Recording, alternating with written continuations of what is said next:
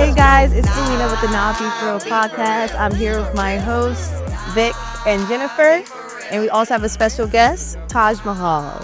Appreciate.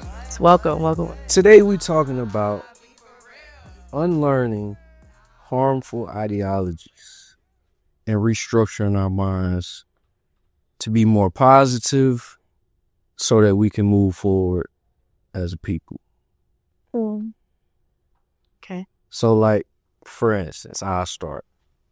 Hypermasculinity is destroying our community because you have a lot of men, especially in the melanated community, that feel that, and not necessarily the fault of their own, but feel the need to be hypermasculine all the time, show no emotion, treat women as objects. A lot of it is portrayed in mainstream hip hop music, and it's something that I think has been very destructive. So I think it's time to have a conversation about what we need to do to kind of unlearn those things and restructure how we, and that's not the only one, of course, but that's an example that I have. So, do y'all deal with hypermasculinity? 1,000%. How so? I do it in regards to work for sure. Are you hypermasculine as a woman? As a whole, I don't believe so whatsoever. No. But when I am single, I am very much so single, and I take care of everything, and I don't ask for help even if I'm being offered. So, to be honest, maybe a little bit. Oh yeah, I said when I'm single for sure. But if I'm in a relationship type setting, no, I'm definitely very much so feminine. So how do you cut that switch off? How? It's comfortability, like safety, comfortability, trust, and things of that nature. But if I know I'm the one that's only taking care of myself, I feel like I have to be extremely hyper masculine. So you could be at work and be like in your masculine, and then when you come home, when you walk through the door, you immediately turn that off? 1,000%. Yeah. I'm just a big old baby. That's how I'm set up. I would say that I'm the opposite. Even with my friendships, I don't tend to come to my friends about anything. I'm like the more independent one. I'm like the friend that everybody comes to. And I feel like it does play a role into my relationships because I've had someone tell me, like, you act like you don't need anybody. And I feel like it's hard for me to just let someone else just take care of everything because I'm big on, like, if I could do it by myself and I don't have to go behind you to do something and make it right, I might as well just do it by myself. So that's on a friendship level. Like, even in the part yet. Even in relationships, I'm the same. Like, I feel like that's just how I've gotten brought up, sort of say. So does that make it hard for the man to be a man? Mm-hmm. I feel, yeah. Okay. That is something I'm working on. What is working on it look like? Working on it meaning, like, I'm starting off with my friends first. And they're like, how are you doing? I'm opening up to be like, all right, today I'm not okay. Okay. So do y'all feel like that's promoted because of a defense mechanism? Like, what made you adopt, I guess, the hypermasculinity or the imbalance? It's definitely, I definitely feel like it's a defense mechanism, I can say. Because for me, I guess what I'm trying to figure out is, why do some of our modern women embrace that as opposed to the benefits that's associated with divine femininity? Because you can get the same results.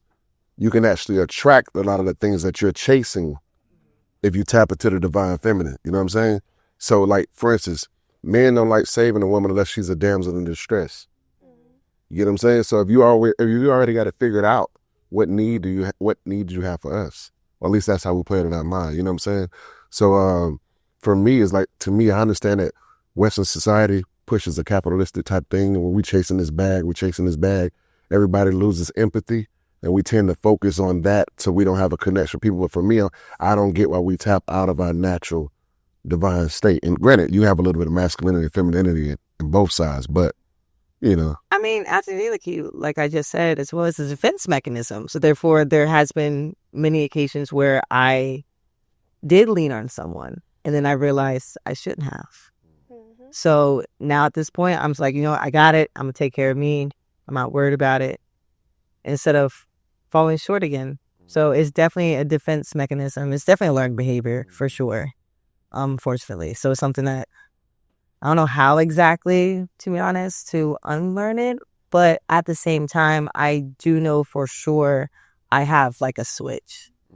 Just depends on the environment I'm in or the people that I'm around. Me watching and learning to see if I am safe and can actually trust them to actually, not take care of me, but take care of me. I get you. That is. Because it's something I had to learn. I grew up real rough. A real rough background. My daddy was a Black Panther, so from Vietnam to Black Panther, everything was militant. So I was trained not to care at all. You feel what I'm saying? So it's one of those things I had to kind of deprogram. I had to go through therapy to kind of learn that. I think my children helped me embrace being able to care and have empathy to other people as well. But before that, no, my mind is just, how do you get it done? And that's all I understood. Yeah. I think that's a common thing. I mean, with most people that melanated folks, our background teaching us those things. We're always operating in survival mode, and that's men and women. Fast. So I could understand the whole, having to do things yourself. It's just important that we figure out how to get back to the point where we actually depend on each other. Instead of focusing on independence, focus on learning interdependence, because we don't seem to have a real concept of that.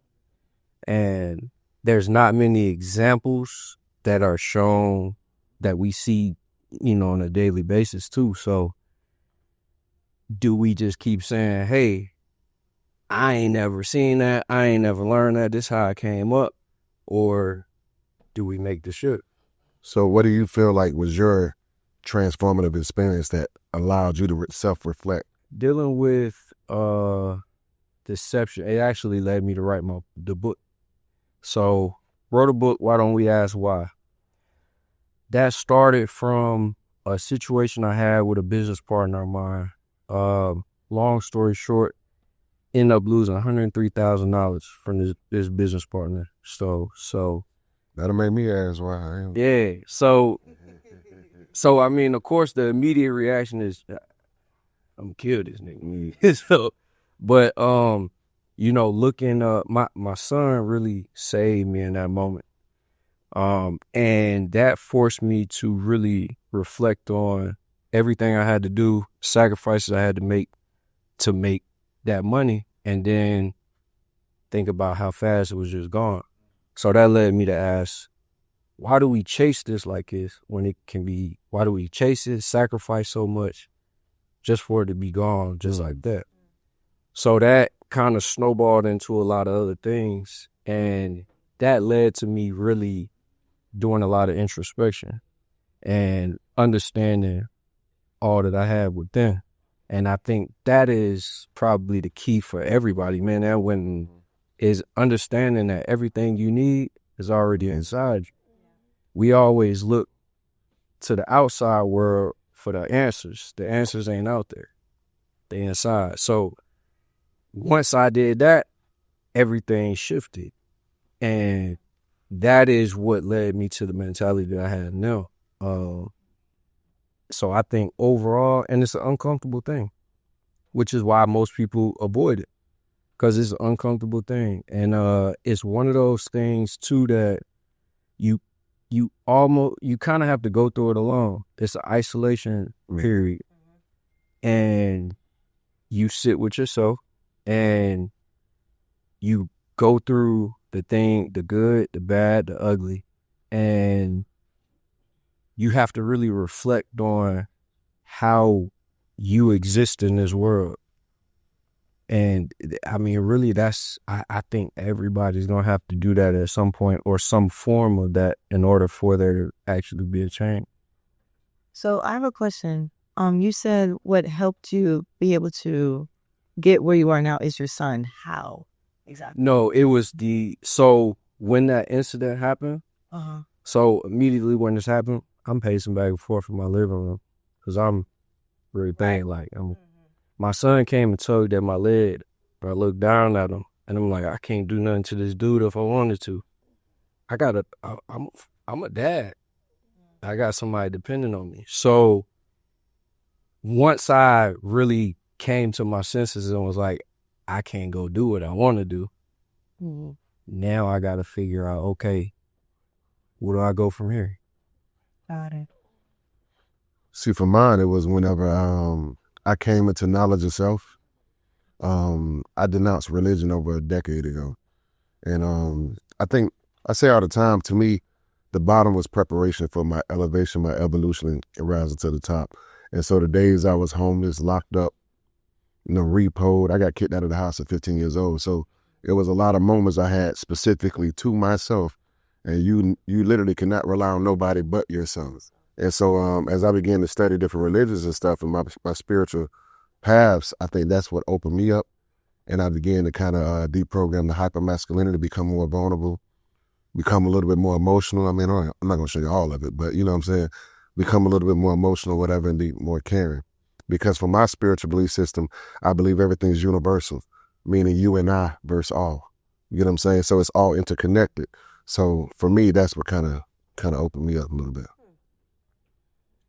What led to the denouncing of religion? I'm be honest, when I was locked up, I met a 5%er, and he started asking me questions about the scripture that I studied so much that I couldn't answer. And I got real egotistical, I got defensive at first, but like years later, the same questions was, ringing in my head. So I began studying for myself. So originally I ended up buying a 1611 King James Version. I began studying the Pentateuch, which is the first 5 books of the Bible. And then I started saying, well, what were we reading and writing before Moses started writing? And so from then it led to comedic science. It led to Moorish science. It led to 5%, just studying the different religious and spiritual paths and seeing what the common denominator was. And I realized that there's a lot of commonalities to it. And the separatism that's led by the elitists to keep us separate and not united was the major influence. So to add on to your point, for me, I stopped looking externally so much for my source and realized that I'm directly connected to the divine creator. So that's internally. I have everything I already have through the divine. So yeah.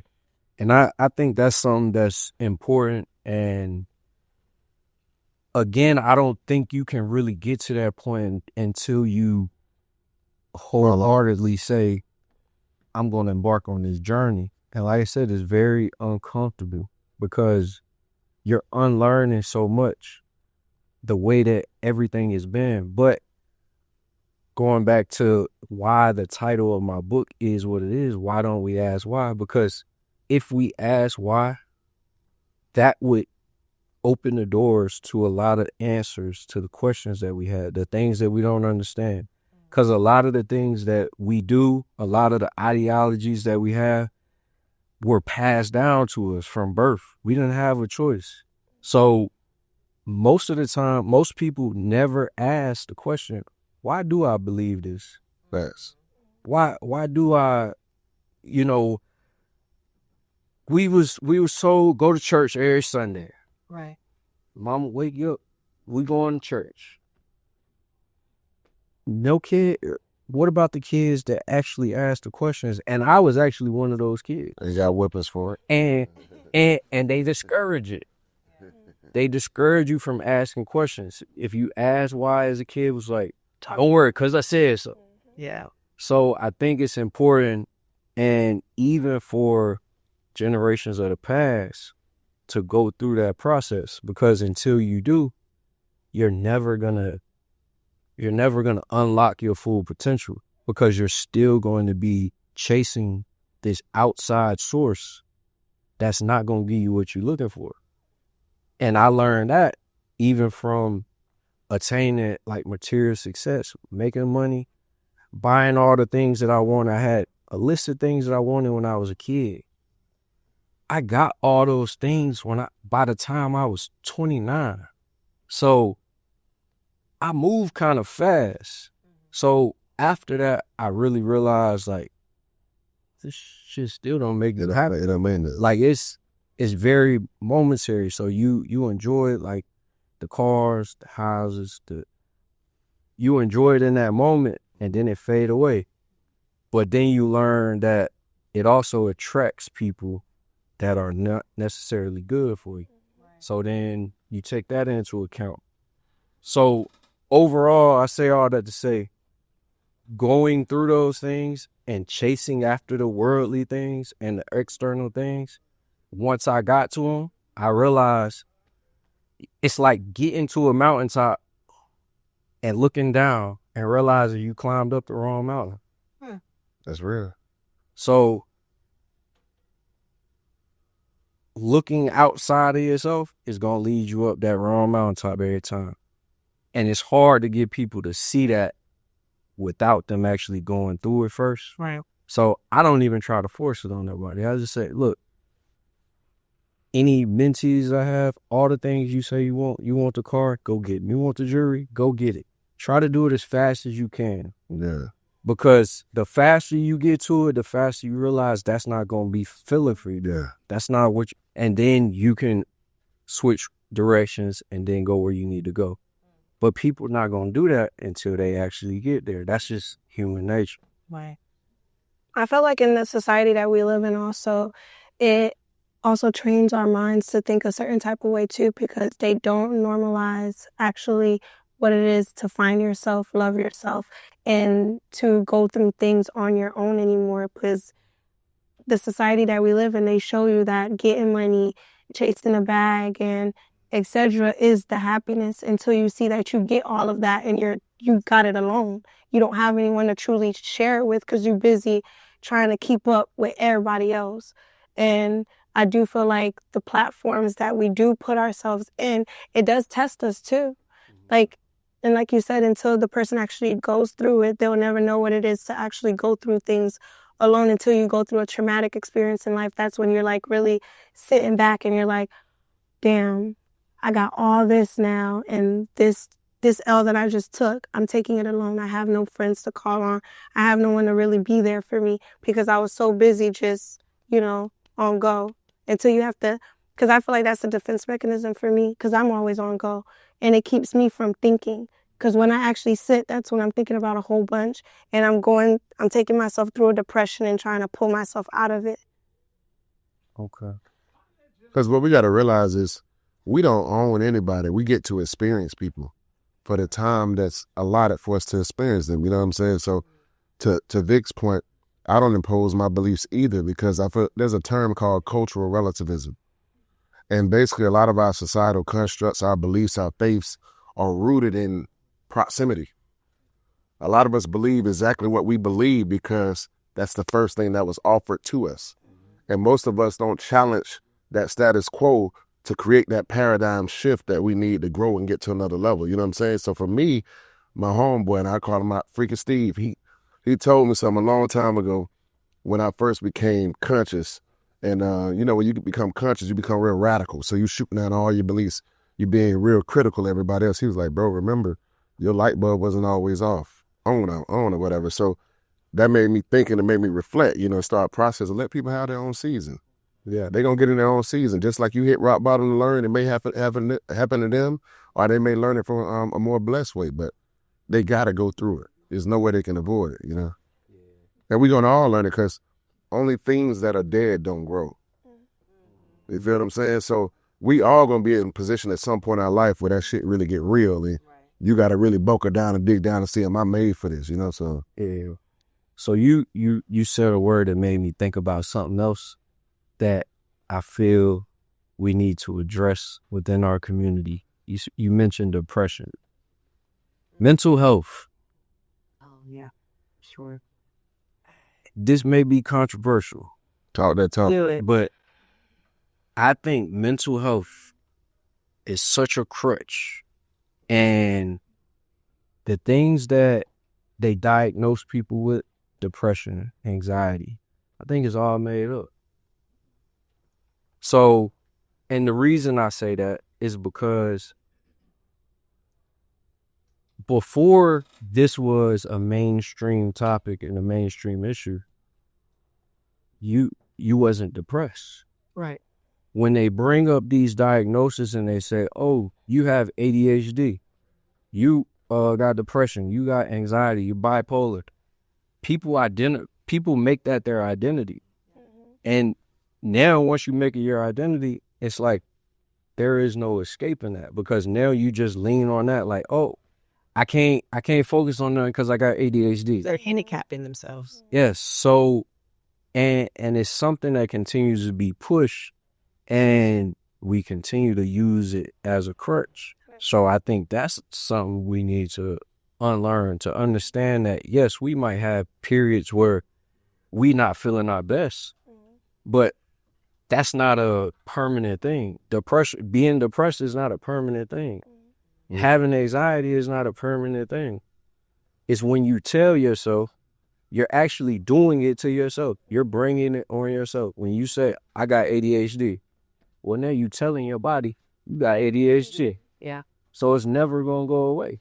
Which is crazy because when people talk about the word spelling, you know what I'm saying?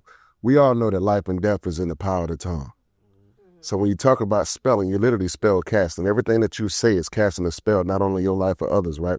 Yep. My mantra is I am. What did the Christ say? I am that I am. Because I am means I will be. So everything you say that proceeds after the words I am, you shall become.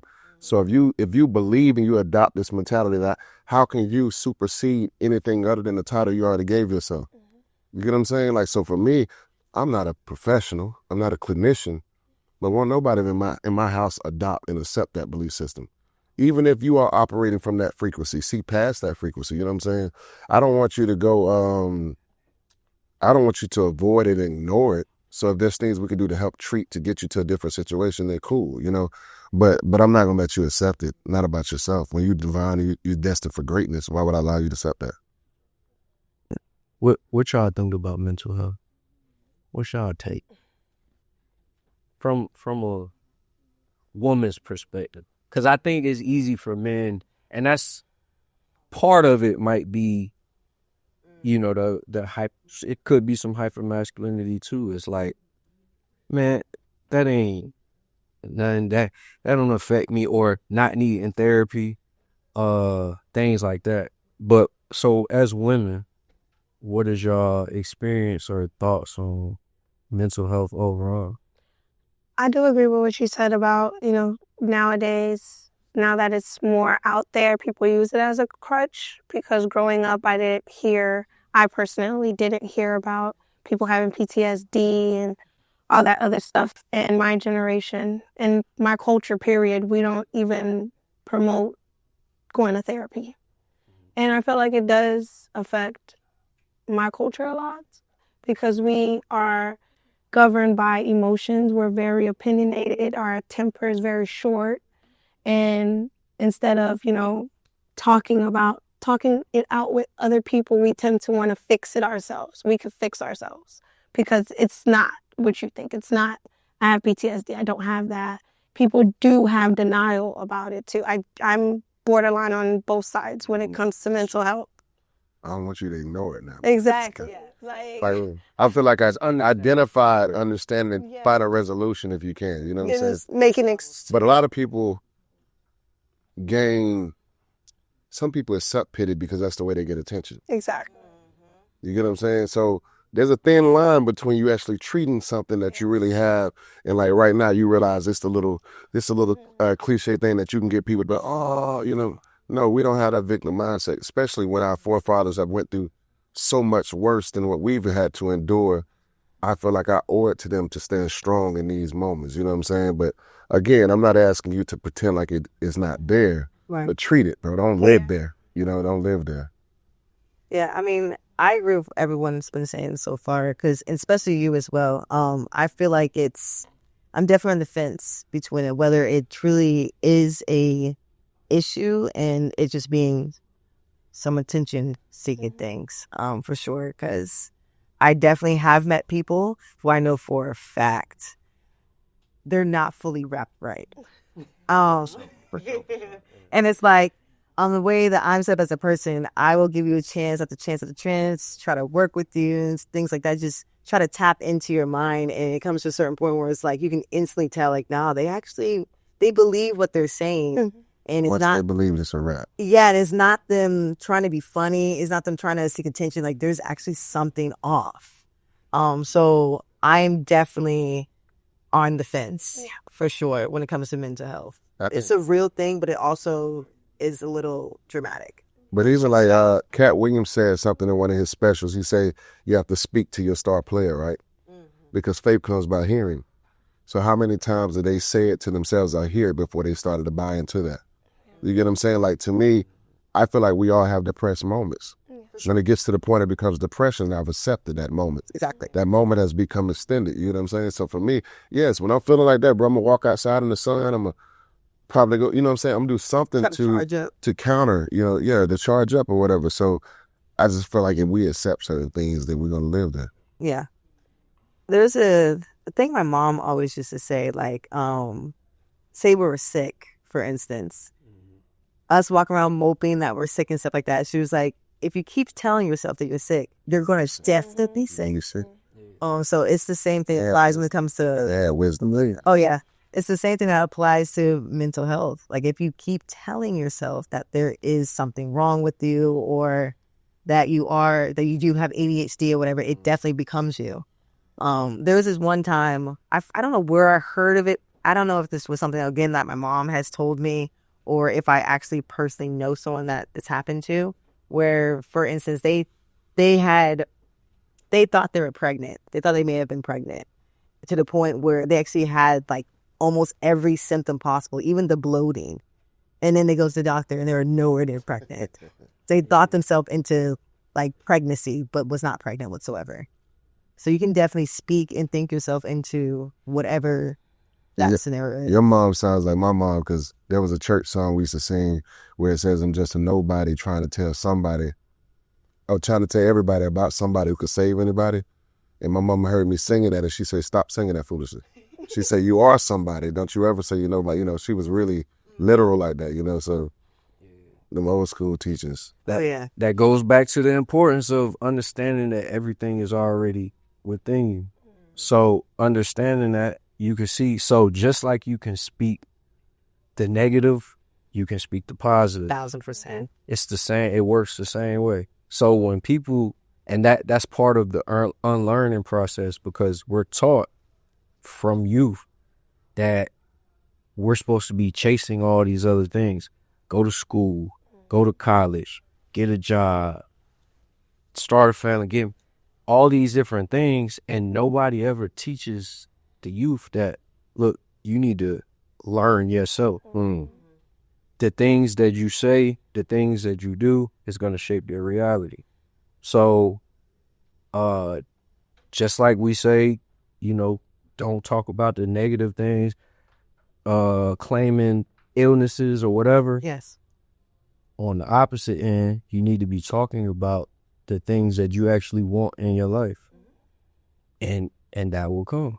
For sure. But most people look at it like, without doing the work and without understanding the inner workings of yourself, most people think it's just taboo, like, that don't work, and continue doing the same things.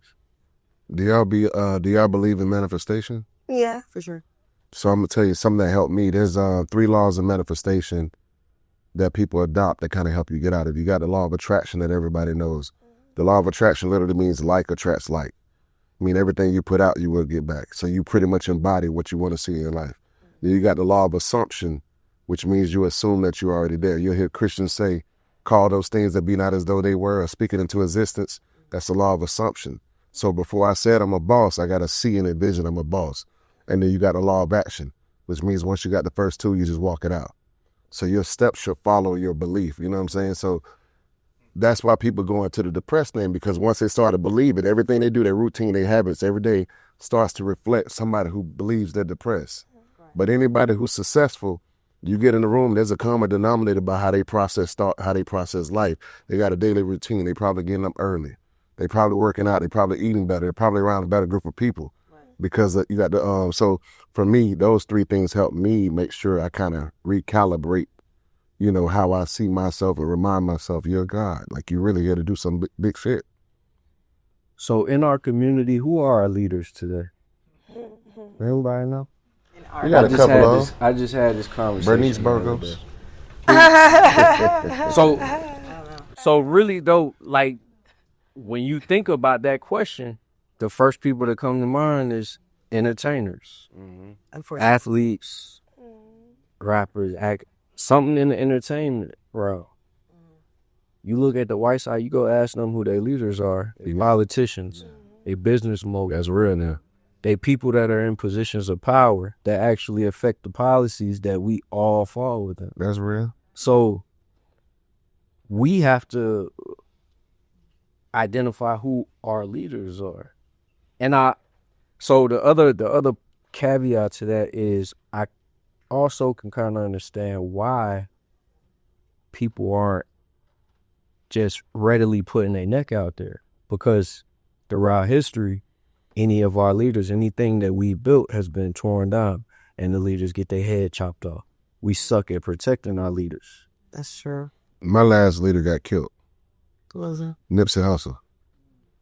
Nipsey was a game changer for me. So. What ways? Just the way he thought. He believed he had an autonomous mindset.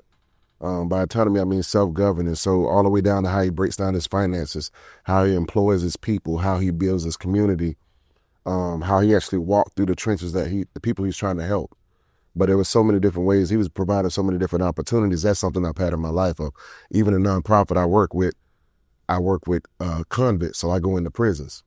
So we offer second chances when they get out, because that's something I understand, that if they don't have the exposure of somebody who made it out of a situation or understand what it's like to come out of bondage, how would they ever understand it's an opportunity?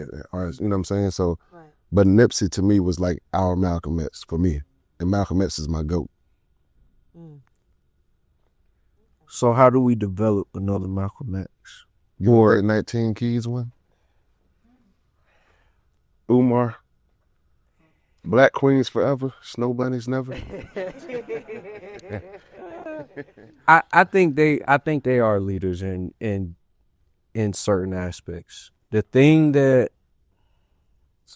the issue that I have with some of those people who are seen in those leadership roles is a lot of it ends up shifting into entertainment. Dr. Umar is a psychologist.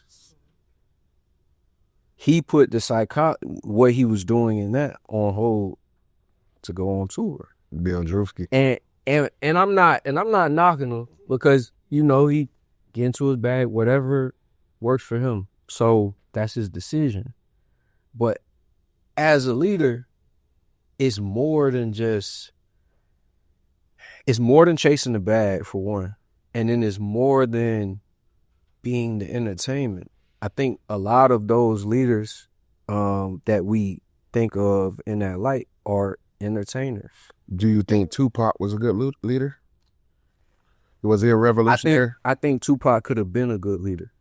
We got to keep in mind, Tupac was, 26 when he got into those? I was going to ask. This is why I asked, because my partner, he's an entertainer, but I would look at him as being a leader, because his name is Keith Wallace, because I watch him. Yeah. My boy Keith literally come from the trenches. Did everything you could think of when it comes to the community as far as the degradation and contributing to the downfall of our community. But Keith literally focuses on that. He lost his mom and his daughter on the same day and had a wake-up call. Wow. So you're talking about somebody who goes to the middle of the hood of Chicago, the middle of the hood of Mississippi, middle of the hood of Alabama, and he reaching the people at ground zero. You know what I'm saying? So for me, he is a rapper, he's an entertainer, but he's in the trenches putting his life on the line to make sure he saves the people. So for me, that's a leader. And that's the part, because the leaders that like a Dr. Umar. We'll use him as example. You don't see him in the trenches. Yeah. He's doing seminars. He's doing podcasts.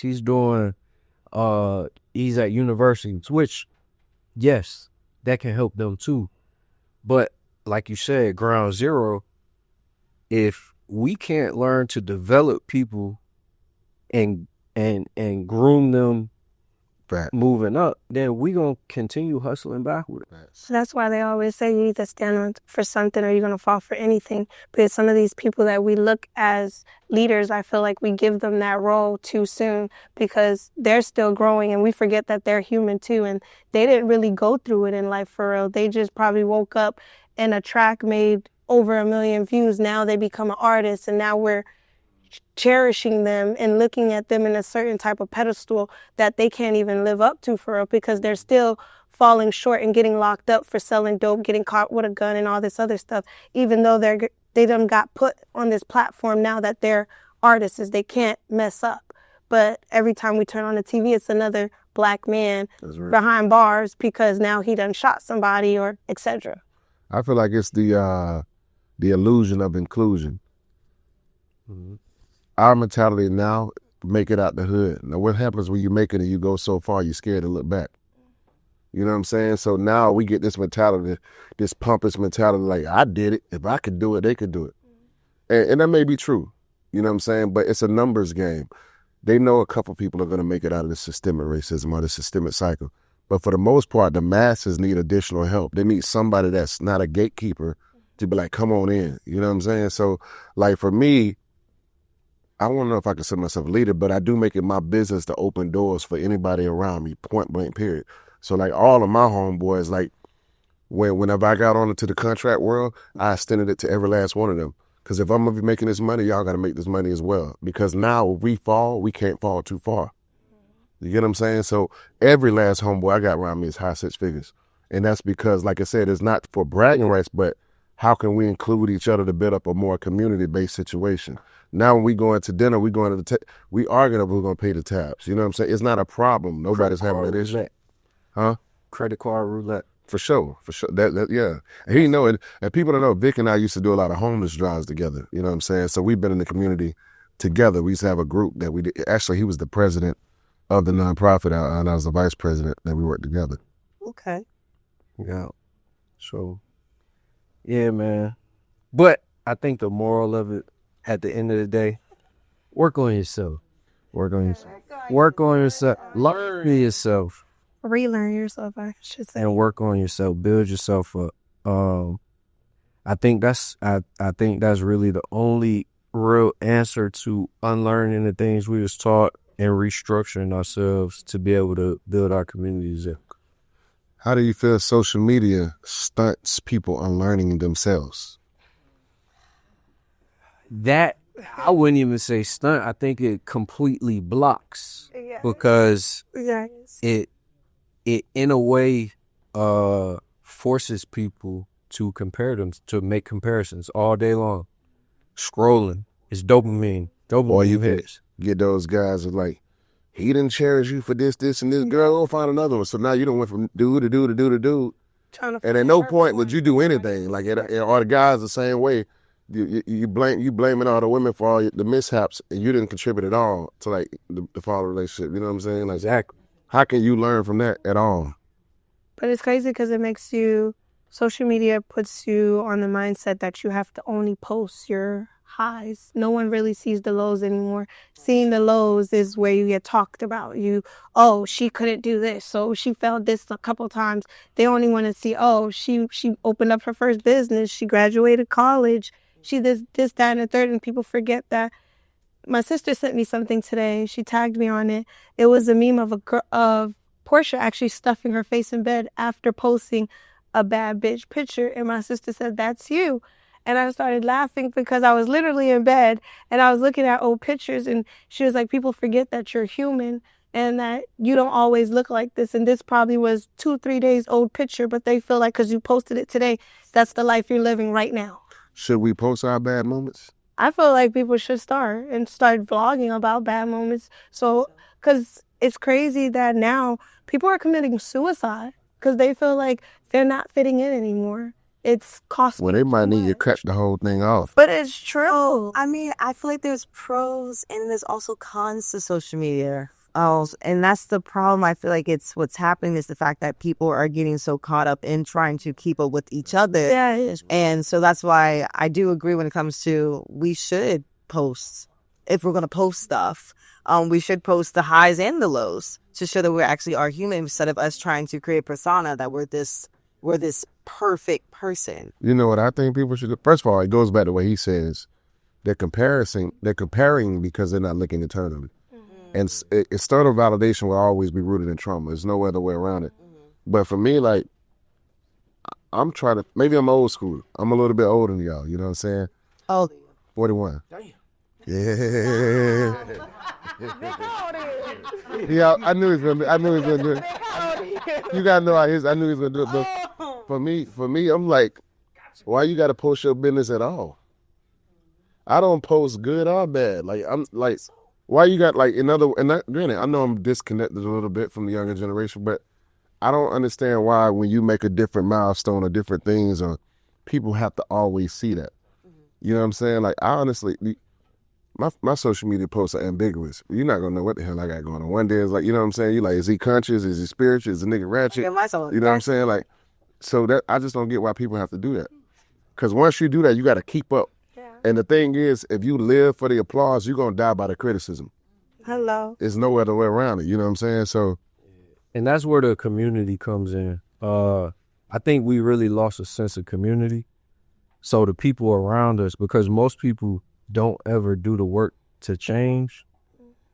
So instead, they just surround themselves with people who normalize their destructive behaviors. people don't like criticism. At all. Yeah. So I think community is a big part of that. Because if we stop glorifying all the bullshit, stop giving them the attention, it'll stop. Because people only doing it for attention. You got young dudes doing these prank videos just to get views, like going around messing with folks. Like, and they could real life lose their life. Yeah. But they doing it for the attention. And it's because people keep giving them the attention. So as long as we have communities that don't believe in accountability, if you don't hold your partner accountable, then you're part of the problem. Yeah. Or your friends. Or anybody right. Like you got to be able to tell your home where his song suck. Like you like, you got to be able to, for real, because there's nobody to hold account. Like my daughter came home from school one day. She was like, "Daddy," and she named the young girl name. I'm not going to say it because she's a kid, but she didn't like me. I was like, "Do you like you?" Like straight up. Like, she's like, "Yes." Okay, so I need you to walk out that door tomorrow and remember that. You know what I'm saying? That's what matters. If she likes you, that's an addition. That's ice on the cake, what you already have on the inside of yourself. Your cup should be full. It's already full. Before anybody else has to come to try to replenish it. For sure. We'll close over here. Yeah, yes, close it up. Oh, we're there. It's been fun, man. It's been fun. It's been fun, home. It's been fun. It's been real. Thank you guys for tuning into the Nah Be For Real podcast. Talk to y'all soon. Nah Be For Real.